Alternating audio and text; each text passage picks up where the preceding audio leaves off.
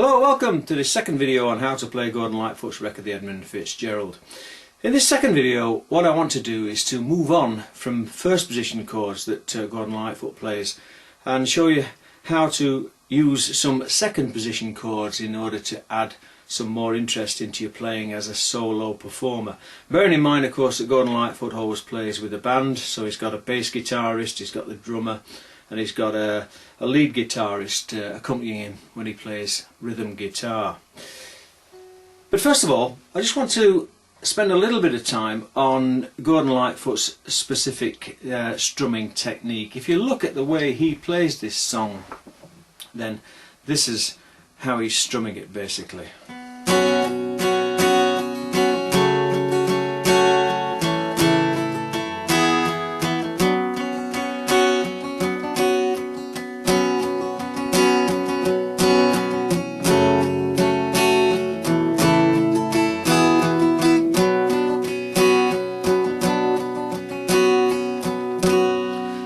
So as you can see, all he's doing is pivoting the heel of his hand here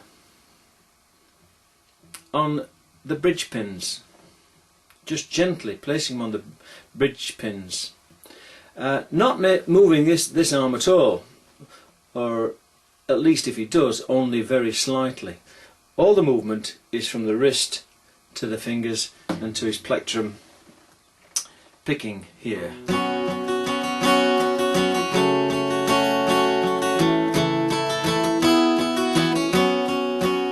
And he's maintaining that 3/4 strum with downstrokes. 1 2 3 1 2 3 1 2 3 1 2 3 1 2 3 1 2 3 1 2 3 1 2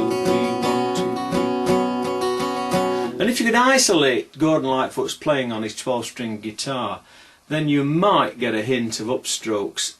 Only a hint though, nothing too defined. I mean, when I play, I do place some emphasis on those upstrokes. I'm not sure that he does. I think it's basically just downstrokes with just occasional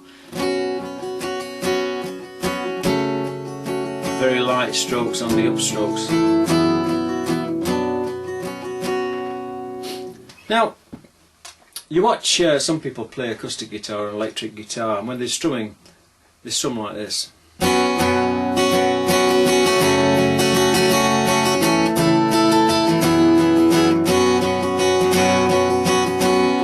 And I generally say, well, okay, whatever works fine for you, then do it. But you have much more control over your strumming if you make more use of your movement in your wrist than you do in your arm. Very little, actually, I use arm movement when I'm strumming. But it's up to you. But my advice would be, if you're a beginner guitarist, then try and develop this technique. Gordon Lightfoot's got a very good strumming technique, and he's a really good fingerstyle guitarist, so he's a good role model. Okay, let's move on. Alright, well, let's move on now to these second position chords. If we look at the first position, A suspended second, let me remind you that I did say this is based on A minor, or at least an A minor chord. With the capo on the second fret, of course, we are actually playing the song in B minor. But if you hold down an A minor chord and lift off your first finger and strum from the 5th string down, you've got that A suspended second. But it is based on an A minor. Now the second position A minor is up here, barred at the 5th fret, with an E minor shape added. So what we're doing is moving from E minor, F minor, G flat minor, G minor, A flat minor, A minor. That's for the beginning guitarist amongst you. Okay, so that's A minor. Now, it's not that easy to play that, and not that necessary at times, so if we just forget about playing the bar, but just bar the 1st, 2nd and 3rd strings with your 1st finger, with your 2nd finger added for strength on top, and the E minor chord there, the E minor shape that is, on the 4th and 5th strings in the 7th fret, and again strum from the 5th string downwards. And you've got an A minor. Okay. The second chord in the open position is your E minor. And your second position E minor is here at the 3rd, 4th and 5th frets.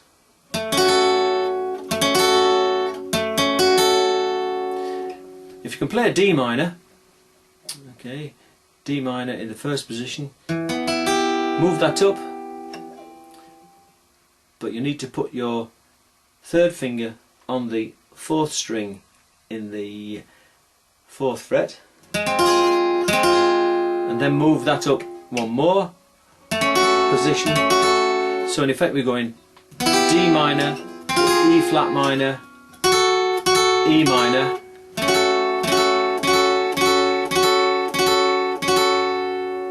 okay. Now if we look at the first position E minor, we can see that that first string obviously is left open. So we can also open that string in this second position E minor, okay, by just angling that first finger upwards so that it leaves the first string open so that it can ring.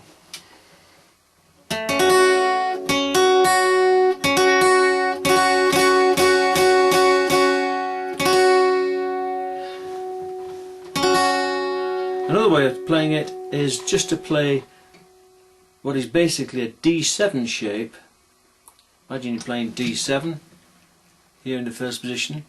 Move that shape one string down, so that instead of holding down 1st, 2nd and 3rd, you're holding down 2nd, 3rd and 4th as a D7, and move that D7 shape up to the 4th and 5th frets. Okay, and strum 4th string downwards, and you've got a second position E minor.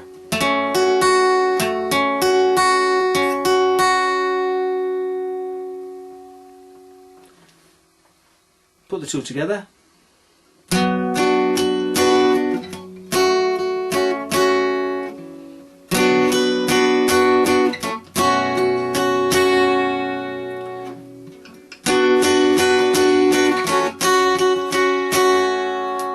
Okay, so you're playing the same chords, basically an A minor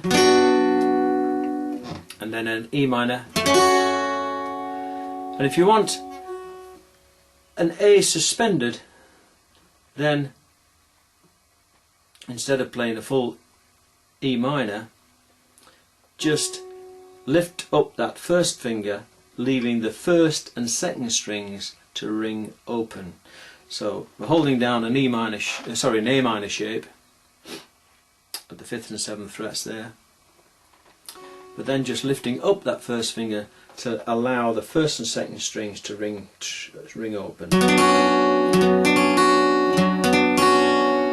and you get that sort of haunting, lilting sound, which is in character with the song, of course.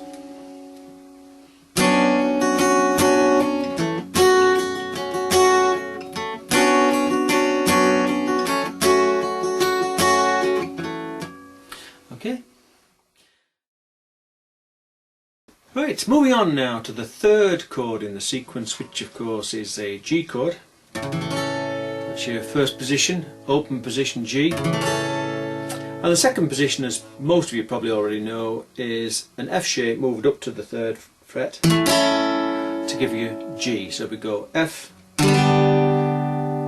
G flat, G. Or if you prefer, a full bar chord, like so. But what I tend to do when I play this is to lift up again the first finger to leave that top E string to ring open.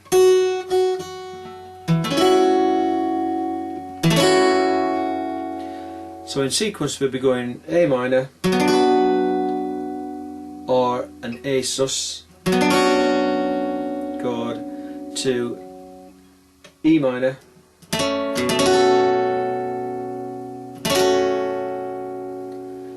to G, D, then the first position A sus2 chord.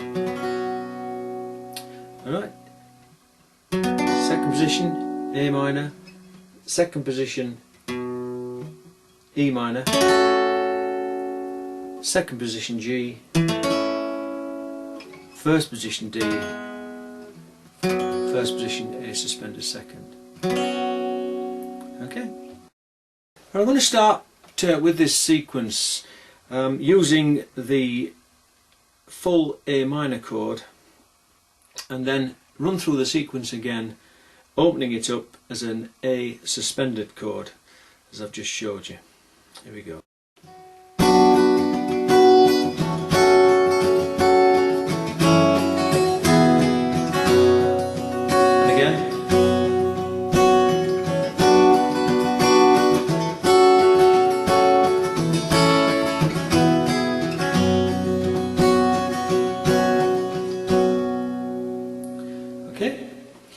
Now, the sequence again,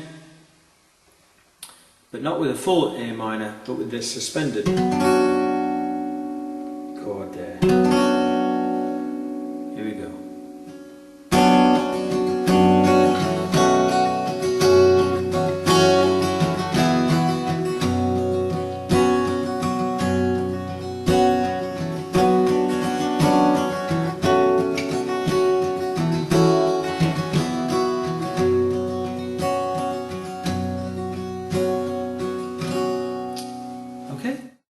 Okay, once again I hope this is of practical use to you. In the third and final video what I want to do is to look at the lead guitar work in the song and some of the bass lines as well, and show how we can improvise around those in our solo acoustic guitar playing. So I'll be combining some fingerstyle with some rhythm strumming to give more flavour and more feel to this song. Okay, cheers for now. Catch up with you in the third video shortly. Ta-ra for now.